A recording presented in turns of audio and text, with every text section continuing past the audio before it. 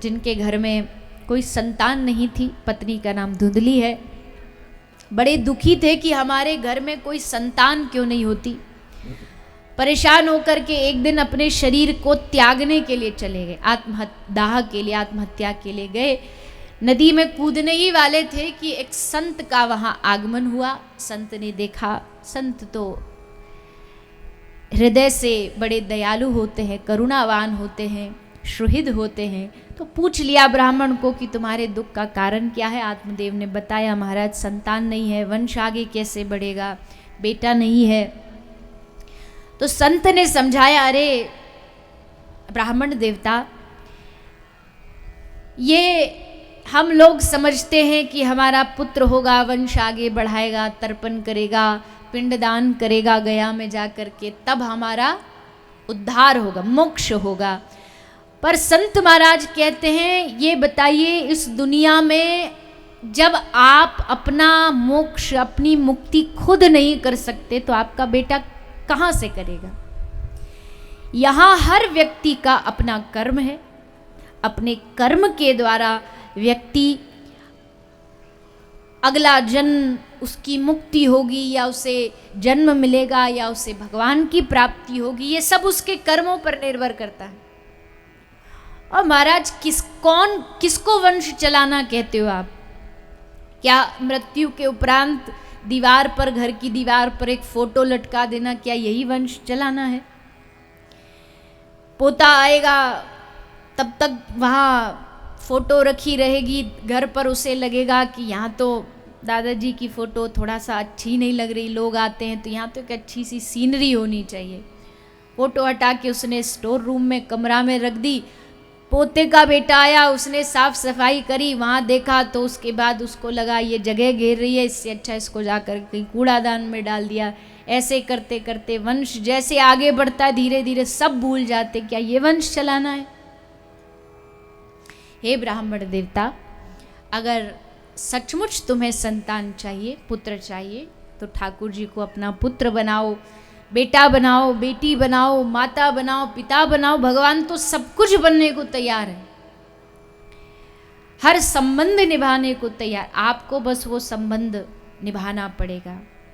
बहुत समझाया, लेकिन जिसकी आंखों पर अंधकार माया का पर्दा हो, उसको कितना भी ज्ञान उपदेश दो, उसको कोई बात अच्छी नहीं लगती।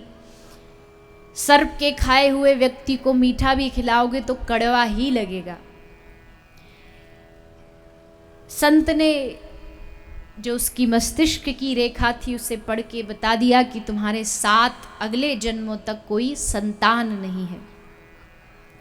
इतना सुनते ही आत्मदेव ने अपने शरीर का त्याग करने के लिए खड़े हो गए। संत को दया आई और संत ने एक अपनी झोली से फल लेके ब्राह्मण को दिया, जाके इसको अपनी पत्नी को खिला देना, तुम्हारे घर भगवत कृपा से एक पुत्र की प्राप्ति होगी। आत्मदेव लेकर के आए, फल को धुंधली को दिया, पर धुंधली विकृति का रूप है। हमारी बुद्धि जब उल्टा सीधा सोचती है वही धुंधली है। उल्टा सोचने लगी, गर्भवती हो जाऊंगी तो बड़े सारे कष्ट सहन करने पड़ेंगे। फल स्वयं न खा के गाय को खिला दिया। अपने बहन से कहा कि तेरे घर में बालक जो है वो तू मुझे दे देना। सब बातचीत हो करके गाय को फल खिलाया और धुंधली की बहन से एक बेटा हुआ, जिसको धुंधली को सौंप दिया गया, जिसका नाम धुंधकारी रखा। और गाय के गर्भ से भी एक बालक प्रकट हुआ, जिसका नाम हुआ श्री गोकर्ण महाराज।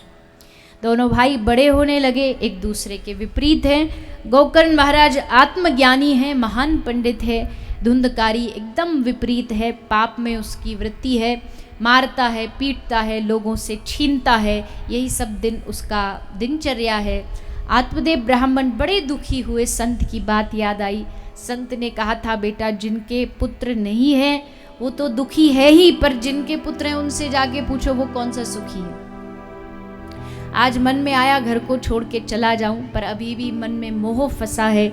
मेरा पुत्र गोकर्ण, उसका ख्याल कौन रखेगा, कौन ध्यान रखेगा। तब श्री गोकर्ण महाराज ने अपने पिताजी को 2 श्लोक सुनाए, जिसको भागवत में गोकर्ण गीता कहा गया है। देह कैसे बना है, इस देह से मोह हटाइए, मैं मेरा इसको त्याग के परम धर्म का आचरण करिए। ये सब बातें गोकर्ण महाराज ने अपने पिता को बताई।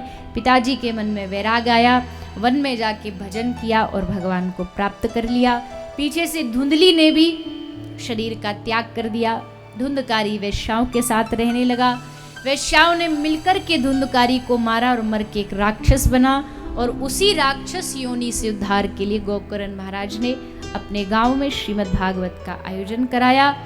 एक बांस पड़ा था, उस बांस में बैठ के 7 दिन तक इसने कथा को श्रवण किया। 7 दिन बाद बांस फटा, धुंधकारी एक दिव्य महापुरुष के रूप में प्रकट हुआ, विमान आया और धुंधकारी को विमान में बिठा करके भगवत धाम ले जाया गया। अर्थात ये श्रीमद् भागवत बड़े बड़े पापियों का भी उद्धार करने वाली है।